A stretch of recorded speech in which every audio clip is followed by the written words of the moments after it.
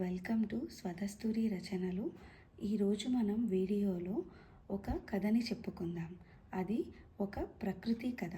అంటే ప్రకృతి అనే అమ్మాయికి ఎదురైన పరిస్థితులు, అలాగే దాని నుంచి ఆమె ఏం నేర్చుకుంది, దాని నుంచి మనకేం తెలియచెప్పాలనుకుంది అనే దాని గురించి ఈరోజు మనం కథలో చెప్పుకుందాం.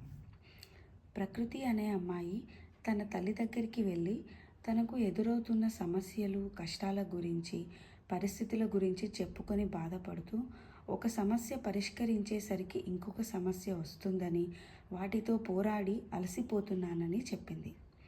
అప్పుడు ప్రకృతి వాళ్ళ అమ్మ తనని వంటింట్లోకి తీసుకెళ్ళి 3 పాత్రల్లో నీళ్లు పోసి, ఒక పాత్రలో క్యారెట్, ఇంకొక పాత్రలో కోడిగుడ్లు, 3వ పాత్రలో కాఫీ గింజలు వేసి 20 నిమిషాలు మరిగించింది. తర్వాత వాటిని వేరుగా తీసి జాగ్రత్తగా పరిశీలించమని చెప్పింది. అప్పుడు ప్రకృతి వాటిని చూసి, క్యారెట్లు మెత్తగా ఉడికాయి, కోడిగుడ్లు పెంకు తీస్తే లోపల ఉడికిపోయి ఉంది, కాఫీ గింజలు నీటిని డికాషన్గా మార్చేశాయి. అయితే మరి ఇప్పుడు నువ్వేం చెప్పదలుచుకున్నావు అని అడిగింది.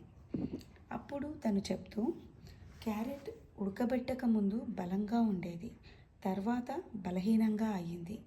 కోడిగుడ్లు బయట గట్టిగా లోపల ద్రవంగా ఉండేవి, ఉడకబెట్టాక పెంకు పెలుసుగా అయ్యి లోపల ద్రవం గట్టిగా మారాయి. ఇంకా కాఫీ గింజలు మరిగించిన నీటినే డికాషన్గా మార్చేశాయి. ఇప్పుడు మరి నీ సంగతి ఏంటి? సమస్యలు నీ తలుపు తట్టినప్పుడు నువ్వెలా స్పందిస్తున్నావు?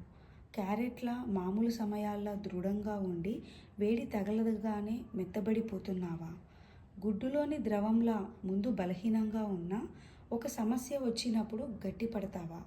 లేకపోతే తనని వేడెక్కించే నీటికే ఒక కొత్త రుచిని, సువాసనని ఇచ్చే కాఫీ గింజల నీ సమస్య కలుగజేసే పరిస్థితిని మార్చేస్తావా? ప్రతికూలంగా ఉన్న పరిస్థితులను నువ్వెలా ఎదుర్కొంటావు? క్యారెట్ లాగానా, కోడిగుడ్డు లాగానా, లేకపోతే కాఫీ గింజల్లాగానా? నువ్వే ఆలోచించుకో అని తన తల్లి పరిస్థితుల ప్రభావాలను గురించి ప్రకృతికి ఈ విధంగా వివరించింది. సో ఇప్పుడు మనం దీనివల్ల మనకు తెలిసేది ఏంటంటే, మనం కూడా కాఫీ గింజల్లా ఉంటే కఠోరమైన పరిస్థితులను సైతం మనం మెరుగ్గా మార్చుకోవచ్చు. ప్రకృతి కూడా ఆ విధంగా కృషి చేయాలని వాళ్ళ అమ్మ చెప్పిన కథను బట్టి తను నమ్మింది, అలాగే ధైర్యంగా రిలాక్స్ అయ్యింది. ఇది ఈరోజు కథ. మీకు ఈ కథ నచ్చినట్లయితే ఈ వీడియోని లైక్ చేయండి, షేర్ చేయండి. అలాగే దీని మీద మీ అభిప్రాయాలని కమెంట్ రూపంలో తెలియజేయండి. మరిన్ని వీడియోస్ కోసం మా ఛానల్ని సబ్స్క్రైబ్ చేయండి. Thank you.